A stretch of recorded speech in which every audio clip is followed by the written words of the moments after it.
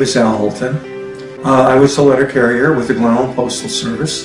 Carried mail from 1962 to 2001. Were you in Glen Ellyn, Illinois, which I believe is 60137, is that correct? That's right. Was there any one address in particular that we're going to talk about that you delivered mail to? And who resided there? That was Mr. and Mrs. Thomas Ayers. And who are they? Thomas Ayers was formerly president of Commonwealth Edison. He has a son that's been in the news whose name is Bill Ayers. Now, did you ever know Tom Ayers, the husband of Mary Ayers? I had a conversation with him not too long after they first moved in to their home. And basically it opened up, he asked me about my job and how I liked my job and things in particular about my employment situation. And then he started in on what I refer to as a Marxist type of viewpoint. Essentially it had to do with the plight of the working man, maybe being taken advantage of by corporations or the people that employ them. And I just had this uncomfortable feeling that he thought he knew about my situation as a working person better than I did, and that he knew what was best for me. Can you recall the conversation in the early 1990s with Mary? Yeah, one day she came to the door when I came up to the house with the mail, and after a greeting, she started enthusiastically talking to me about this young black student that they were helping out, and she referred to him as a foreign student, and he had a strange name. She mentioned it, I didn't remember it at the time, and I was just kind of taken aback by how enthusiastic she was about him.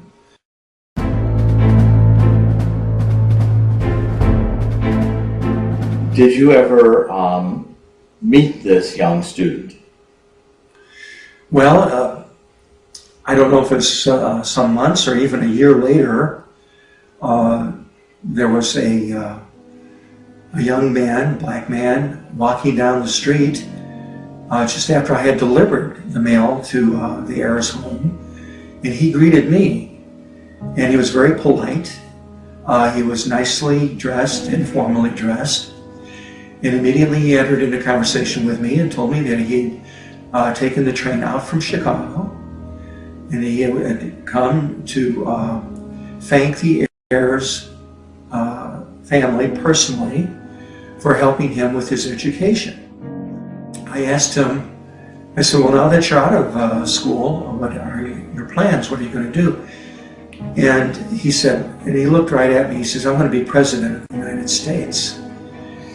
And there was kind of a little bit of a grin on his face when he said it. And I know how people will say things because they have an ambition or something, but it did not come across that way.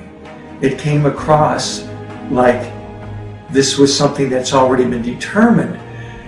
And I have to tell you that it struck me in such a way I was speechless for a moment. You associated this young man you met in front of the house with the same young man that Mary had told you about. Absolutely.